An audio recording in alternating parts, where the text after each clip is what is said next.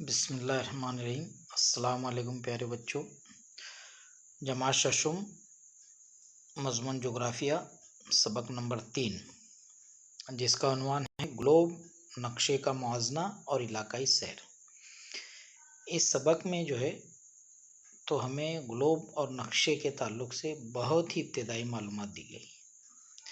Globe اور نقشے یہ جغرافیہ میں بہت زیادہ اہمیت رکھتے ہیں اور اس تعلق سے ہمیں سمجھنا بہت ضروری ہے۔ انشاءاللہ جب آپ اگلی جماعتوں میں جائیں گے تو آپ کو مزید اس تعلق سے معلومات ملیں گی، لیکن یہاں پر جو فرق واضح کیا گیا ہے گلوب اور نقشے کے تعلق سے، اسے ہمیں سمجھنا بہت ضروری ہے۔ اوپر جو آپ کو یہ نظر آ رہا ہے یہ دنیا کا نقشہ ہے، اور یہاں پر نیچے جو ہے تو اور ایک نقشہ دیا گیا ہے، یہ بھارت کا نقشہ ہے۔ آپ اس سے بخوبی واقف ہے۔ اور ادھر جو آپ کو یہ شکل نظر آ رہی ہے یہ دیکھیے، میں آپ کو بتاتا ہوں، یہ جو ہے یہ گلوب ہے، اسے گلوب کہا جاتا ہے۔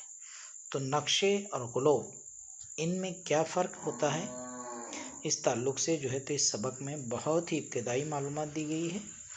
تو اس تعلق سے آج ہم سبق میں معلومات حاصل کریں گے۔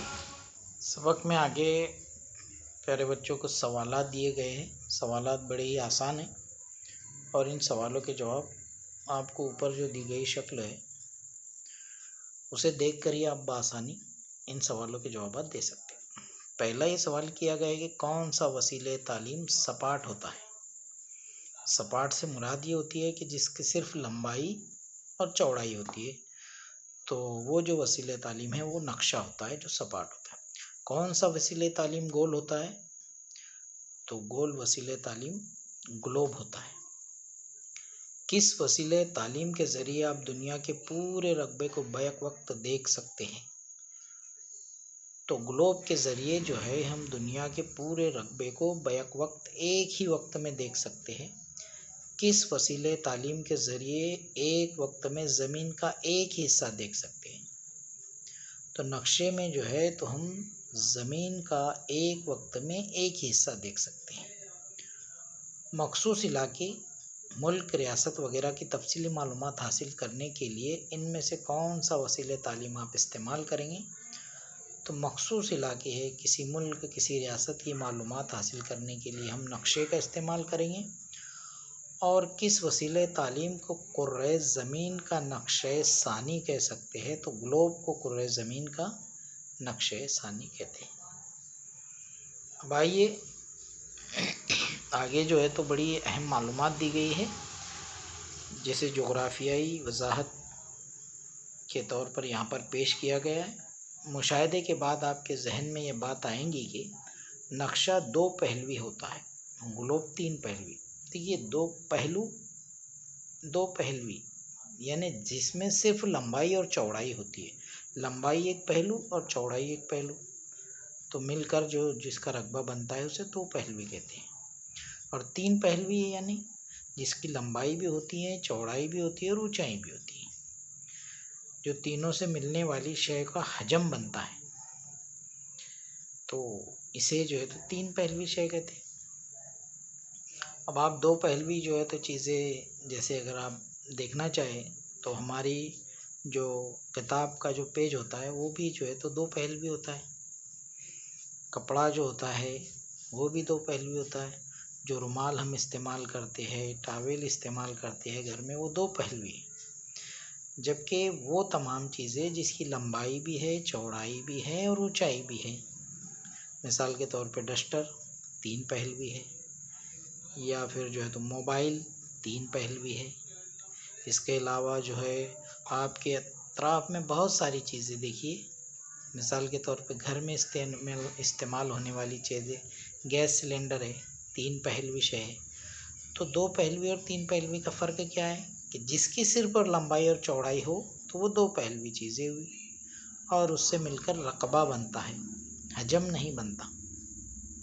اور تین پہلے بچوں، تیسرے نقطہ اس سبق میں جو ہے وہ بھی بڑا اہمیت کا حامل ہے، جغرافیائی سیر یا علاقائی سیر۔ ہم کسی علاقے کی سیر کریں اور وہاں کے جغرافیائی سماجی حالات کا علم اور مقامی لوگوں کے ساتھ جو ہے ہم اگر گفتگو کر کے وہاں سے جو معلومات حاصل کریں گے تو اسے ہم جغرافیائی سیر کریں گے۔ مثال کے طور پہ آپ جو ہے تو کسی کارخانے میں گئے اور اس کارخانے میں جو ہے تو کون کون سی چیزیں بنتی ہے، خام مال وہاں پر کہاں سے آتا ہے، مزدور کہاں سے آتے ہیں، وہ کارخانہ اسی علاقے میں کیوں بنا ہوا ہے، کیا وجہ ہے، اس تعلق سے آپ پوری معلومات حاصل کریں گے۔ اور وہ اس کے آس پاس کے ماحول کے تعلق سے بھی تمام معلومات حاصل کریں گے، تو یہ جو ہے تو ایک طریقے سے جغرافیائی سیر کہلائے گی۔ اس سے ہمیں جو ہے تو وہاں کے سماجی حالات کا بھی اندازہ ہوتا ہے، اور مقامی لوگوں سے گفتگو کرنے کے بعد میں وہاں پر جو ہے کون سے جغرافیائی وجوہات ہے جس کی بنا پر اس علاقے میں یہ مخصوص کارخانہ ہے، اس تعلق سے بھی ہمیں معلومات حاصل ہوتی ہے۔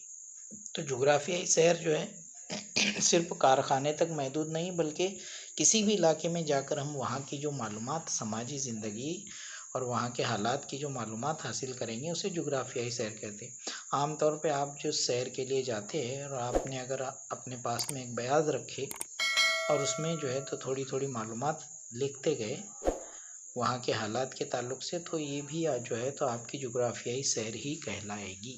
اب یہاں پر جو ہے تو پیارے بچوں آپ کو ایک عملی مشق دی گئی ہے، اور اس عملی مشق کو جو ہے آپ کو اپنے استاد کی رہنمائی میں کرنا ہے۔ چونکہ ابھی اسکولیں بند ہیں تو آپ خود جو ہے یہ عملی مشق بآسانی کر سکتے ہیں، اور یہ آپ کو کرنا یہ ہے کہ اپنے اطراف، آپ کے آس پاس کوئی ایک مقام ہو، مثال کے طور پہ ڈاک گھر ہے، بس سٹینڈ ہے، مال، ٹیکڑی، ساحل سمند یا چھوٹا صنعتی مرکز۔ ان مقامات پر جا کر وہاں پر آپ کو مشاہدہ کرنا ہے، اور مشاہدہ کر کے اس کا اندراج کرنا ہے، یعنی درج کرنا ہے کہ آپ نے کون کون سی چیزیں وہاں پر دیکھی۔ مثال کے طور پہ آپ ڈاک گھر میں گئے تو ڈاک گھر میں جانے کے بعد میں آپ نے کیا دیکھا، وہاں پر کون کون سی کھڑکیاں تھیں۔ مثال کے طور پہ رجسٹری کی کھڑکی الگ ہوتی ہے ڈاک گھر میں، وہاں پر پارسل کی کھڑکی الگ ہوتی ہے۔ ڈاک گھر میں ایک بینک ہوتا ہے جہاں پر پیسے جمع کیے جاتے ہیں۔ ڈاک گھر میں جو ہے تو اس کے علاوہ بہت سارے جو اپنے اور ڈاک گھر کی یوجنائیں ہوتی ہے ان کی جو ہے کھڑکیاں الگ ہوتی ہیں۔ تو اس طریقے سے آپ وہاں پر جا کر وہاں کی معلومات حاصل کریں اور اس کا اندراج کریں، اسے درج کریں، اپنی بیاض میں اس کے لکھ لیں۔ اب مثال کے طور پہ آپ بس سٹینڈ پہ گئے، بس سٹینڈ میں آپ کو کیا چیز نظر آئیں گی کہ کون سی گاڑی کدھر، کہ سٹینڈ کدھر ہے۔ مثال کے طور پہ دیہاتوں کے لیے جو بس سٹینڈ میں جو سٹینڈ ہوتا ہے وہ الگ ہوتا ہے، اور شہری بھاگ کے لیے، شہری علاقے کے لیے جو ہے تو بس سٹینڈ میں جو ہے تو ایک الگ جگہ ہوتی ہے۔ تو اس طریقے سے یہ دو حصوں میں بس سٹینڈ عام طور پہ بٹا ہوا ہوتا ہے۔ تو اس تعلق سے آپ معلومات حاصل کریں۔ آپ کو بس کون سی بس کتنے بجے ہے یہ معلوم کرنا اگر ہے تو اس کے لیے باقاعدہ بس سٹینڈ پہ نظم ہوتا ہے۔ اس کے علاوہ بس سٹینڈ میں آپ ایک چیز اور دیکھیں گے، وہاں پر اخبارات اور کتابوں کی ایک چھوٹی سی دکان ہوتی ہے۔ آپ وہاں پر جا کر یہ معلومات حاصل کرتے ہیں سکتے ہیں کہ کون کون سے اخبار ملتے ہیں۔ آپ اس سے پوچھ سکتے ہیں کہ آپ کے یہاں پر اردو اخبار ہے کیا، یا بچوں کے میگزینس ہے کیا۔ اور پھر بس سٹینڈ میں جو ہے تو پھل فروٹ کی ایک دکان ہوتی ہے، ایک جو ہے ہوٹل ہوتی ہے۔ تو یہ تمام جو انتظامات ہے، اس کے علاوہ اور بہت سارے انتظامات بس سٹینڈ میں ہوتے ہیں، تو آپ اس تعلق سے معلومات حاصل کریں۔ یا پھر یہاں پر یہ دیا گیا ہے چھوٹا صنعتی مرکز۔ چھوٹا صنعتی مرکز یعنی کوئی ایک چھوٹی سی فیکٹری، مثال کے طور پہ کہیں پر آپ کے گاؤں میں جو ہے تو پائپ بنانے کی فیکٹری ہے، یا پھر پٹھا بنانے کی فیکٹری ہے، یا پھر جو ہے تو اپنے پپیتے سے جو ہے تو چیری جو بنتی ہے، جو ہم استعمال کرتے ہیں پان میں عام طور پہ، اس کی چھوٹی سی صنعتی فیکٹری ہوتی ہے۔ تو وہاں پر جائے، ان سے سوالات کرے کہ بھئی یہ آپ کہاں سے کس طریقے سے خام مال آتا ہے، پھر کس طریقے سے اسے بنایا جاتا ہے، مزدور کہاں سے آتے ہیں، پھر جو ہے تو آپ کو پانی کا انتظام کہاں سے کرتے ہیں۔ اس سبق کا جو آخری حصے میں جو ہے تو جغرافیائی صحن، اس تعلق سے معلومات دی گئی ہے۔ یہ جو ہے دنیا کا سب سے بڑا گھومنے والا گلوب ہے، اور یہ ریاست متحدہ امریکہ کی ریاست مین میں جو ہے یہ گلوب موجود ہے، اور اس سے جو ہے یہ اس عظیم گلوب جو ہے تو اس سے زمین کی محوری اور مداری گردش کی رفتار کے عین مطابق اسے رکھا گیا ہے۔ اس گلوب کو جو ہے تو زمین کی جو محوری اور مداری گردش ہے اس کی عین رفتار کے مطابق جو ہے تو جس طریقے سے زمین کی جو ہے محوری گردش اور مداری گردش ہوتی ہے تو اس کے بالکل مطابقت کے ساتھ اسے رکھا گیا ہے، تو اس سے ہمیں جو ہے تو بآسانی زمین کی محوری اور مداری گردش کا جو ہے تو اندازہ لگا سکتے ہیں، بلکہ اسے دیکھ سکتے ہیں کہ زمین اپنے محور پر اور اپنے مدار پر کس طریقے سے گردش کرتی ہے۔